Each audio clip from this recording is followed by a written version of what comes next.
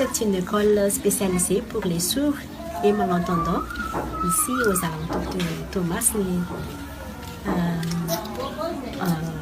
C'est une école du niveau primaire. Il y a la classe préscolaire, le niveau primaire.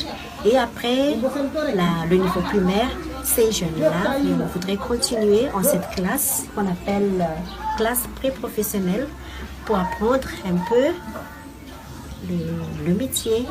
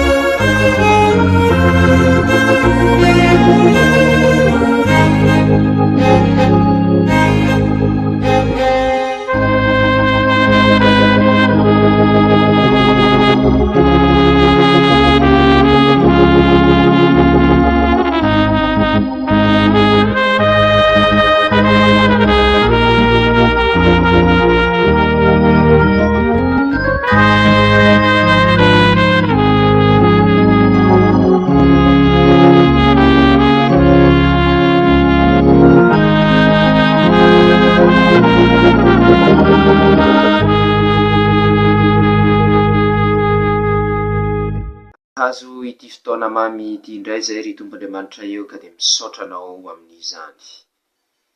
Manakambara indray ianao amin'ity fotoanan'io ity dia ampio izay hitahiry ny teninao ato am-ponay. Voninahitry nareo zavako izany amin'ny anaran'i Jesosy. Amen. Ny tenin'Andriamanitra Valahatra hotoriana amin'izao Alahady 5 manaraka ny Pasika izao fahenina azafady dia arak'izay voasoratra ao amin'ny filazantsara ny Lioka 2:1-15 ka hatramin'ny 7-10, Lioka 2:1-15 ka hatramin'ny 7-10. Toy izao no vavaky ny teny amin'ny anaran'i Jesosy. Ary hoy Jesosy taminy: iza moa aminareo no manana sakaiza zay akeo aminy mamatonalina ka ano aminy hoe: ry sakaiza, ampisamboro mofo 3 aho. Fa ny sakaizako nandeha tamin'ny alehany dia tonga atsy amiko ka tsy misy izay ahafahako azy. Ary ilay ohatrany kosa malaka ny hoe: aza manahira anahy, efa midy ny varavarana zao ary ny zanako mandry eto am-pandriana eto amiko, tsy afaka ifo anome anao aho. Hoy izao aminareo: na dia tsy hainga anome azy noho ny fisakaizana aza izy, dia ifoha ihany izy noho ny fitarainana fatratra ka anome azy izay ilaina. Ary hoy izao aminareo: mangatady omena ianareo, mitadiava dia hita ianareo, dondony dia hovoana ianareo. Fa zay rehetra mangataka no mahazo, ary zay mitady no mahita, ary zay mandondona no voana. Fa izay iza moa aminareo zay ray mangatahany zanany mofo no anome azy vato, ary rangatahany hazandrano no anome azy menarana ho solony hazandrano, ary rangatahany atody no anome azy maingoka. Ko raha ianareo na dia ratsy aza mahalala anome zavatsoa ho an'ny zanakareo, tsy mainka vafa ny ray zay any an-danitra no anome ny fanahy masina ho an'izay mangataka aminy. Amen. Mampianatra antsika hivavaka eto Jesosy.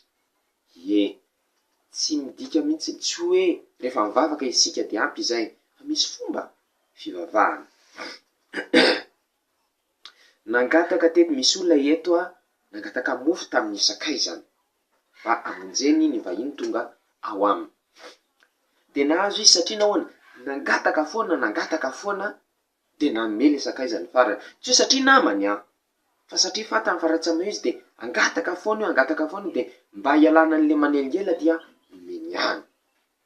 Misy ohatra hafa koa ndraisin'i Jesosy eto.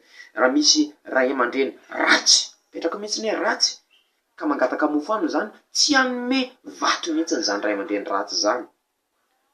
Ary raha ohatra ka hoe mangataka hazandrano, trondro zany, le zaza mba meo trondro atady, dia tsy hanome maingoka azy mihitsy. Maingoka zany scorpion, tsy amian'izany mihitsiny a le rainy eo, ka na de ratsy aza isika tsy anome zavatra tahaka an'io zany. Inona ny dikam-bary?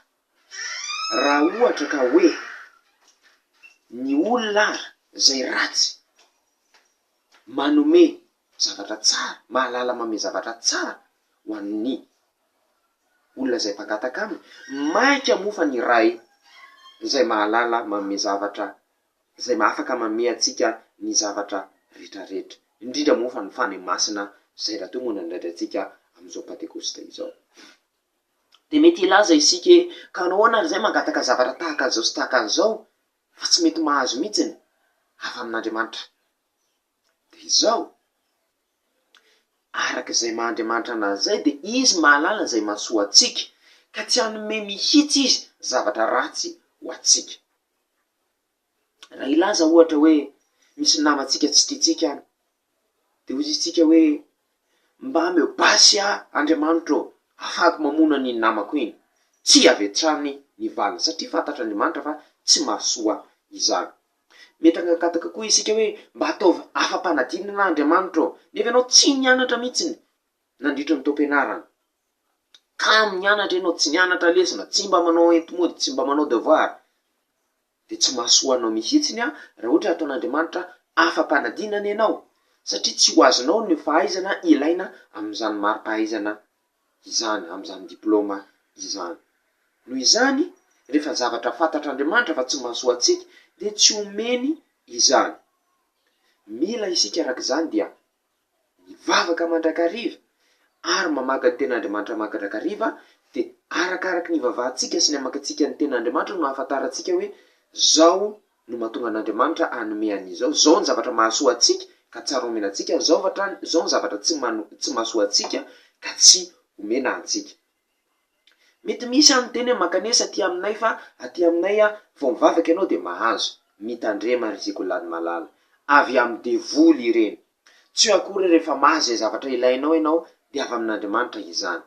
Andriamanitra de mahalala zay mahasoa atsika, ka rehefa isika mivantana no miresaka aminy ka tsy omeny atsika izany de tsy mahasoa atsika izany. Fa mila isika mikira mandrakariva, mivavaka sy mandinika ny soratra masina mba ahazoantsika hoe mahasoa atsika ve izany sa tsy mahasoa atsika. Ary raha mahasoa atsika izany de omeny Andriamanitra ho atsika amin'ny fotoana zay mampety azy.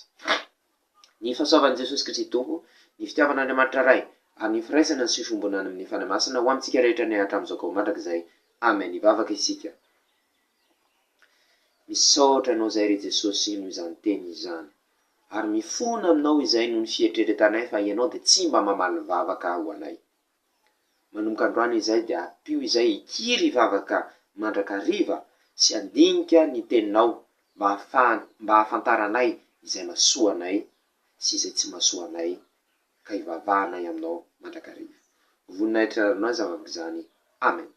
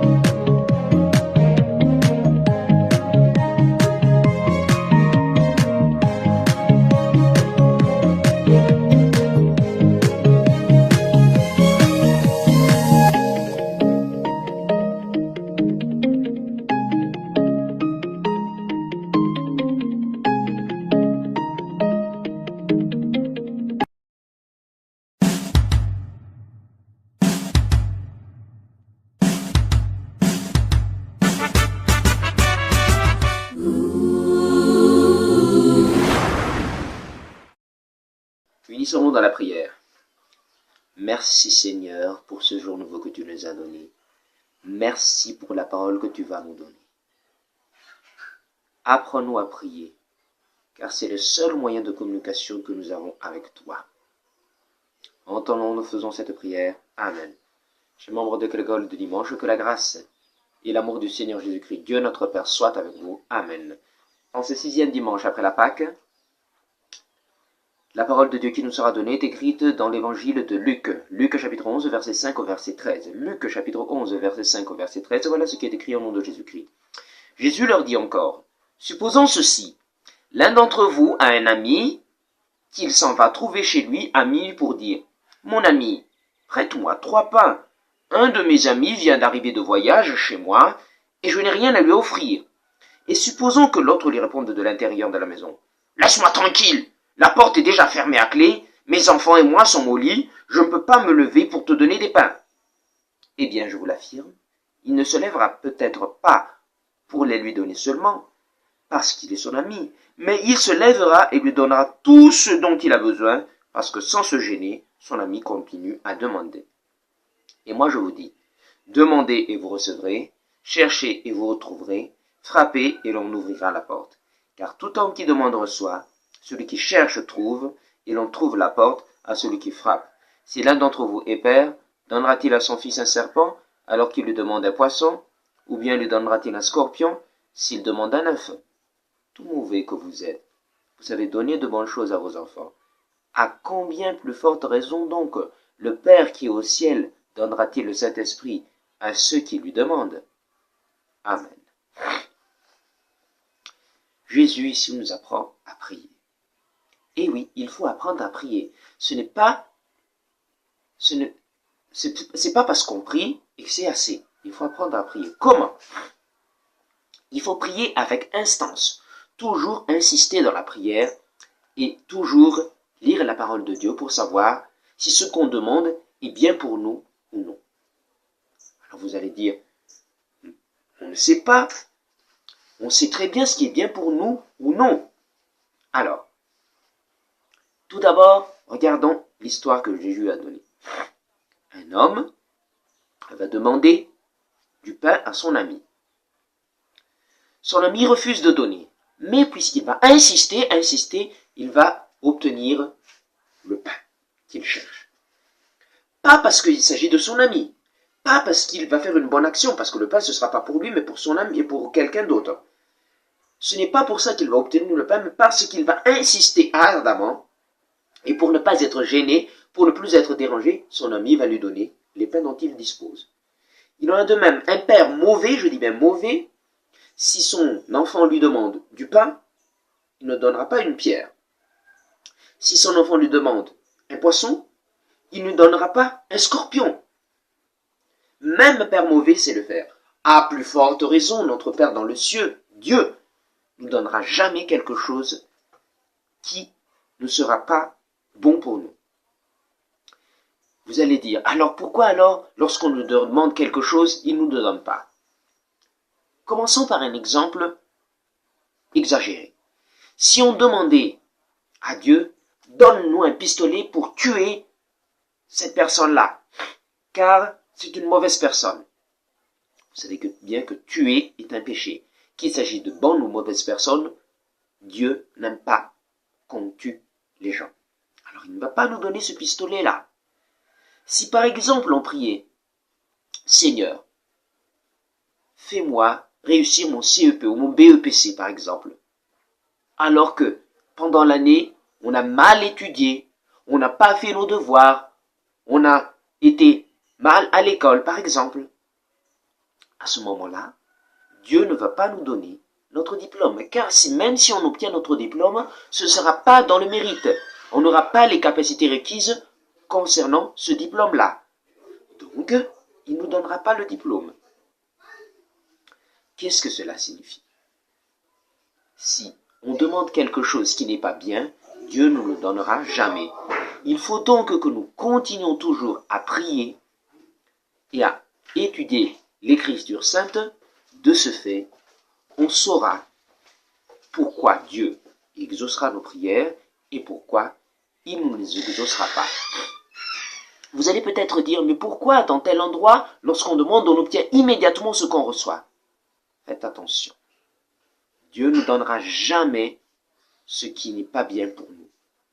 Donc, même s'il y a quelqu'un qui dit, donnons, priez comme ci, comme cela, et vous aurez ceci, alors que ce n'est même pas quelque chose qui est bon pour nous, et qui est même pas en notre mérite, Dieu ne doit pas nous le donner. Donc, il faut toujours prier instance. On peut le faire directement nous-mêmes et étudier l'Écriture sainte, et de ce fait, on obtiendra ce qu'on veut, ce qui est bon pour nous, et on saura si ce que nous demandions est bon ou pas pour nous. Prions. Nous te remercions, Seigneur, pour cette parole que tu nous as donnée. Apprends-nous à toujours prier avec instance et à étudier ta parole. Pardonne-nous les péchés que nous avons commis. En ton nom, Seigneur, nous faisons cette prière. Amen.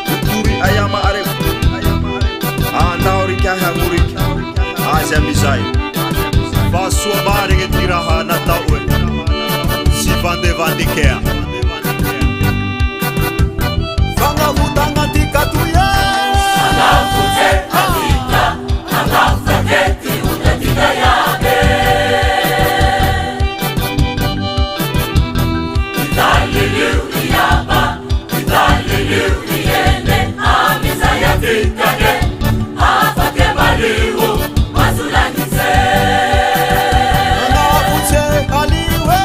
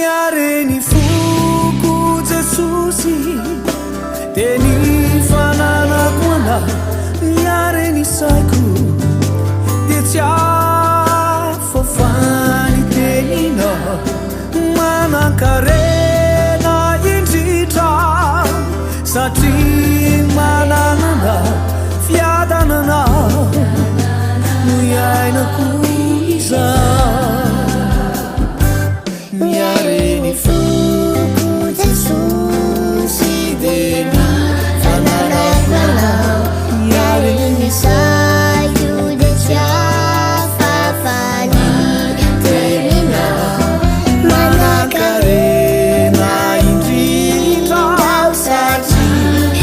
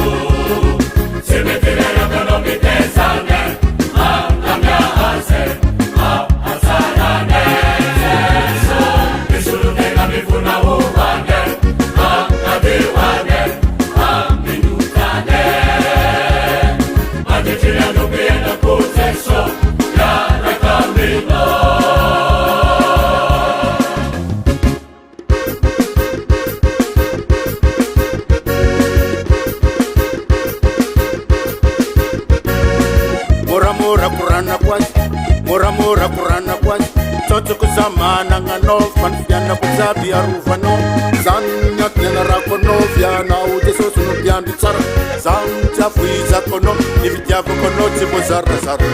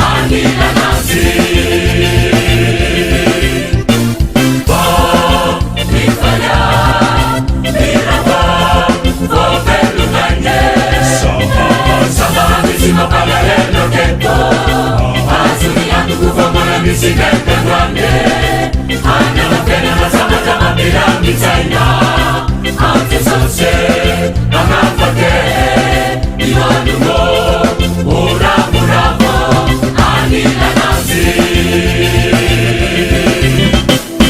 muramura kurana kwasi muramura kurana kwasi ekozalani razakena fanifene nantan mamsafume asena idonga maitizen pamar nula mitare vava mafal nutekure famini Jesus nu misile sat mafal wandana miara kaminazi miadanse para vutana nula manzenzen Jesus tupu nu famunze anafaka nula titayis bayadana vineta paradisa muwakati zanva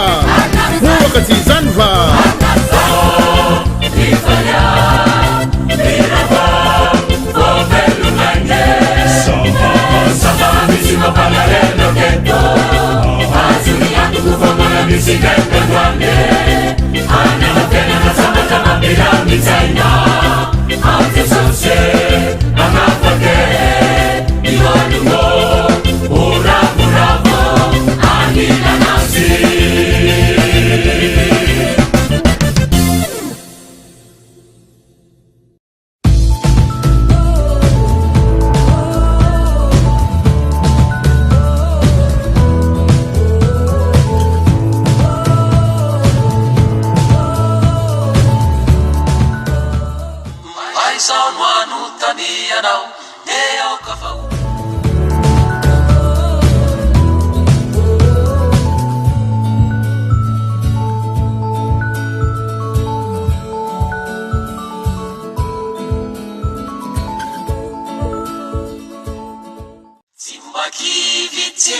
sasatra sikatili asafatratra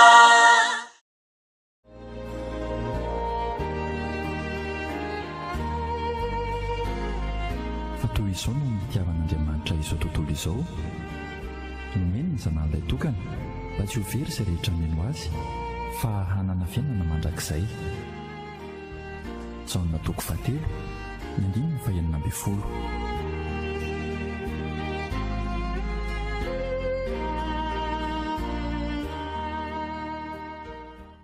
Radio Tiany Fiainana 91.2 MHz.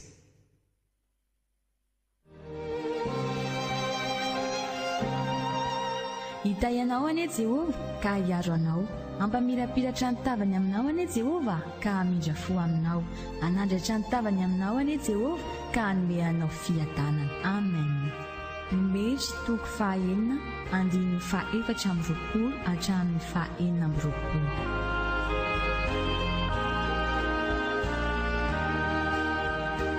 L'Éternel te bénisse et te garde. L'Éternel fasse lever la lumière de sa face sur toi et use de grâce envers toi. L'Éternel lève sa face sur toi et te donne la paix. Amen. Nombre chapitre 6, versets 24 à 26.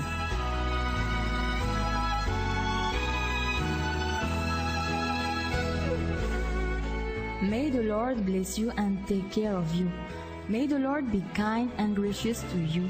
May the Lord look on you with favor and give you peace. Amen. Number chapter 6, verse 24 to 26.